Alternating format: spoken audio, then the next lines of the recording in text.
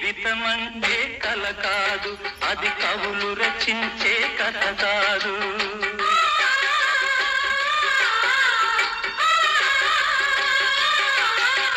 జీవితమంటే కల కాదు, అది కవులు రచించే కథ కాదు.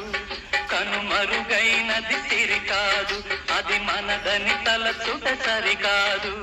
కుడి ఎడమైతే పొరపాటు లేదను నానుడి సత్యం కాదు, ఇది అందరికి అర్థం కాదు.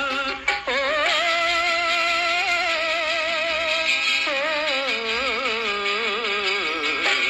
వేగు చుక్క మొలిచింది, వేకువ పొడ చూపింది, తూరుపు తెల తెలవారక ముందే కాలం మాట